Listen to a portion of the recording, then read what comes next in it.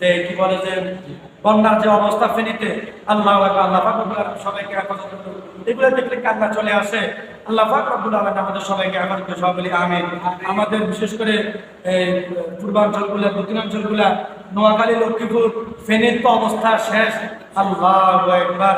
ওদিক দিয়ে মনে করেন ত্রিপুরা সহ আমাদের যে ভারতের যে কি বলে যে সরকার, ইন্ডিয়া সরকার যে কি বলে যে বাদ ছেড়ে দিচ্ছেন, এটাতে কোনো সন্দেহ নাই।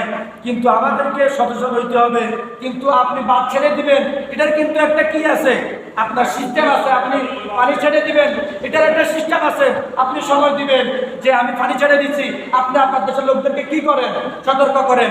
কিন্তু সেটা করে নাই, এটা আমাদের জন্য খুব কষ্টদায়ক না? তাহলে আজকে আমরা পানিতে ডুবতেছি। আজকে আমাদের যে অবস্থা, আমরা বিশেষ করে সবাই ফেসবুক দেখতেছি যে ফেনীর গলা সমান পানি, বাড়িঘর একটা দুইটা না, একতলা দুইতলা ডুবে গেছে। এরপর মসজিদ মাদ্রাসা শেষ। আজকে আমরা জুমা আদায় করতে আসছি, কিন্তু জুমা আদায় করার মতো অবস্থা ওইদিকে নাই। মসজিদ ডুবে গেছে, মাদ্রাসা ডুবে গেছে, শত শত লাশ বাঁচতেছে ফেনী শহরের উপরে, মানুষ নৌকা দিয়ে চলতেছে, গলা পরিমাণ পানি। তাহলে আমাদের সরকার কিন্তু আলহামদুলিল্লাহ, সরকারকে কি করছেন, সতর্ক বানিয়ে দিচ্ছেন। অনেকে বলতেছেন ওই বাঁধগুলো আবার বন্ধ করছেন, আবার অনেকে বলছে এখনো বন্ধ করে নাই। যদি বন্ধই করতে করেন তাহলে তো পানির স্রোত কমার কথা, পানির স্রোত কমার কোনো সুযোগ নাই। আমরা বিশেষ করে আমরা সবাই ফেসবুক জগতে থাকি, নেটের জগতে থাকি, আমরা বিশেষ করে আমাদের সরকারের সঙ্গে আমরা আবেদন জানাই যেন এই বাঁধ যেন বন্ধ করা হয়, যেন এই বাঁধের পরিবর্তে যেন আরো একটা বাঁধ আমাদের বাংলাদেশে তৈরি হয়। আমরা সবাই এটা আমরা কি জানাই, আপনার জানাই।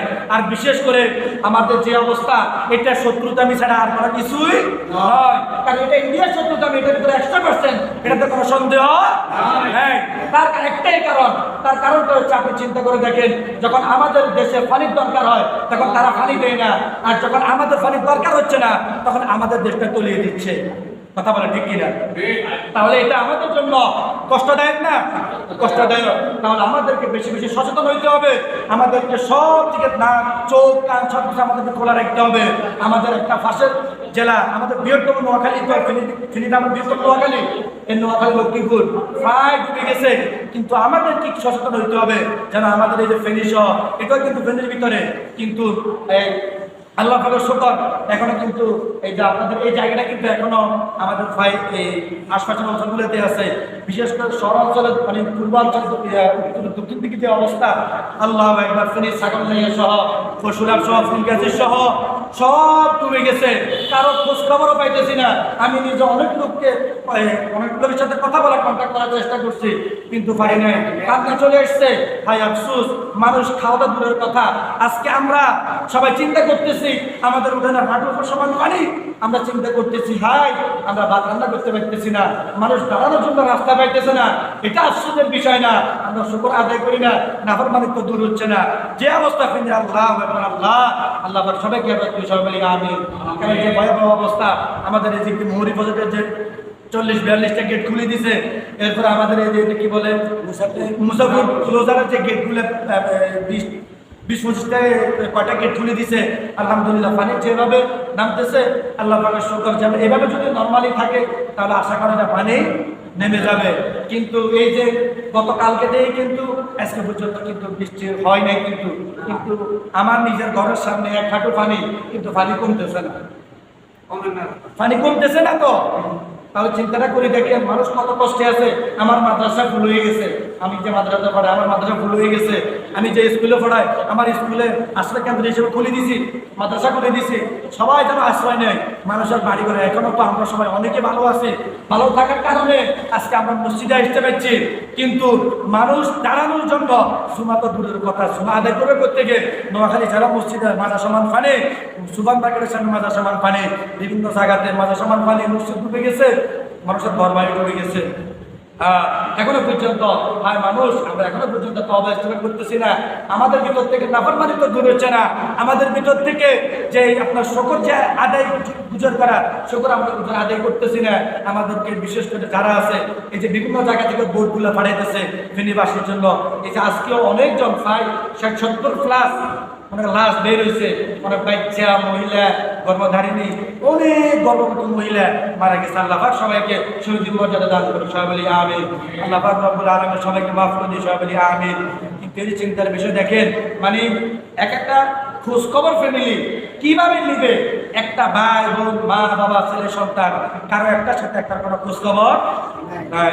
তারা কিন্তু যেই দিন যখন এই বার্তা যখন ছেড়ে দিছে ইন্ডিয়া থেকে, ওই বার্তা কিন্তু যখন ছেড়ে দিছে তখনই কিন্তু তাদের ওই এলাকাতে কিন্তু শুকনা পানি এখনো উঠে নেই।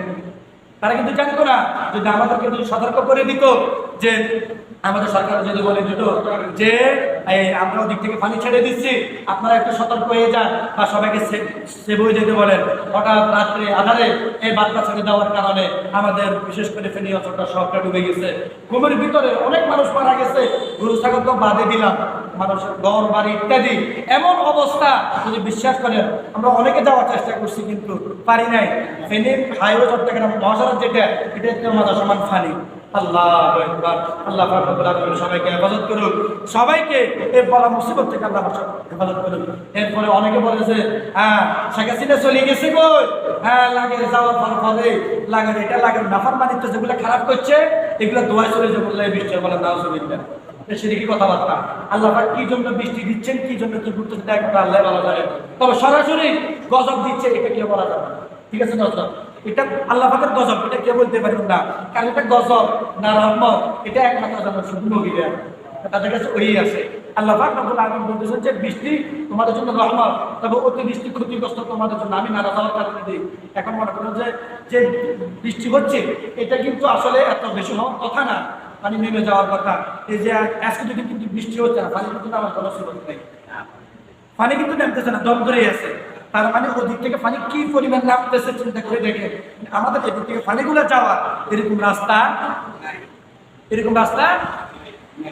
তাহলে আমাদের সবাইকে এরপরে আমাদেরকে সচেতন হইতে হবে। এই যে বিভিন্ন জায়গায় দেখেন মানুষ প্রজেক্টের জন্য মানুষ বান দিয়ে রাখছে, আর মানুষ আকল বানলো, এটাও তো নাফরমানি করে পাঠানো কথা বলে, নাফরমানি পাঠানো। তাহলে মানুষ বাঁচতে পারতেছে না, মানুষ ডুবে যাইতেছে, বারবার ডুবে যাইতেছে, মসজিদ ডুবে যাইতেছে, সব মানুষ হাহাকার করতেছে বাঁচার জন্য, আর আপনি ফজর দিয়ে আসছেন। এরপরে মানুষ 24 ঘন্টা মাছ ধরতেছে, মাছ ধরার পরে যত রকমের ময়লা আছে, খাল বিল যত পুকুর খাল বিল সব পরিষ্কার হয়ে গেছে, ময়লা সব রাস্তার উপর। কথা বলে এটাই তো বড় জুলুম না? এটা তো নাফরমানি, কারণ আপনি আপনার আরেকবার ক্ষতি করতেছেন। আমি গতকালকে আমার মসজিদে আমি গাড়ি বাড়ি করতে পারতেছি না, আমার মসজিদে আমি হাঁটিয়ে গেছি, এই পরিমাণ পানি। তার সময় আমার এখানে কাজ করতে গেছে, আমাকে একটু ওই পুকুর থেকে খাল থেকে উঠে রাস্তার উপরে ফালাইছে। ধরেন আপনি মাছ ধরেন, আল্লাহ তাআলা দিয়ে আবার করবেন, ঠিক আছে। আবার ব্যক্তিগত যেগুলো এখনো বেরিবার দেওয়া আছে, আর ব্যক্তিগত ফজতে মারবেন না, ব্যক্তিগত পুকুরে মারবেন না, জমিন যেমন এগুলোতে মারবেন, ঠিক আছে। কিন্তু ময়লা যেগুলো করবেন এগুলো আবার ফালাই দেবেন, কারণ এই ময়লার কারণে আমার আপনার সবাই তো ক্ষতি হচ্ছে। কথা বলে ঠিক না? তাহলে ওই যে বললাম দুইটা জিনিস আমাদের ভিতরে নাই। নাফরমানি তো আমাদের ভিতরে এক নাম্বার আছে, ভালো মন্দ কাজ আমাদের ভিতরে নাই। দ্বিতীয় হচ্ছে যে আল্লাহর শুকর, এই আল্লাহর শুকর আমাদের ভিতরে আছে। কথা বলো, আর আমাদের ভিতরে কি আছে? আমাদের কি আল্লাহর শুকর কি আছে? তাহলে আমাদেরকে এটা চিন্তা করতে হবে। আল্লাহ পাক রব্বুল আলামিন আমাদেরকে কুরআন শরীফের সূরা মাইদা 1 নম্বর সূরা 39 নম্বর আয়াত আল্লাহ পাক রব্বুল আলামিন বলেন, বিসমিল্লাহির রাহমানির রহিম, فمن تاب من بعد ظلمه وأصلح فإن الله يتوب عليه إن الله غفور رحيم। আল্লাহ পাক রব্বুল আলামিন বলেন, অতঃপর যে জুলুম করার পর তওবা করে এবং নিজেকে কি করে নেয়, সংশোধন করে নেয়, নিশ্চয়ই আল্লাহ তাআলা ওই ব্যক্তির জুলুম করার পর তওবা করার কারণে আল্লাহ পাক রব্বুল আলামিন তওবা কবুল করে নেবে। কিন্তু হায় আফসোসের বিষয়, আজকে আমাদের দেশের যে আমাদের সাবেক প্রধানমন্ত্রী ছিলেন, তিনি যখন একটা রাষ্ট্রে গিয়ে আসতে নিয়েছেন ঠিক, কিন্তু আমাদের উপর থেকে এখনো জুলুম করা বন্ধ করে না। আফসোস। এত বলবো হুজুর তোরা তো আলোচনা করতেছেন, বলবে অনেকে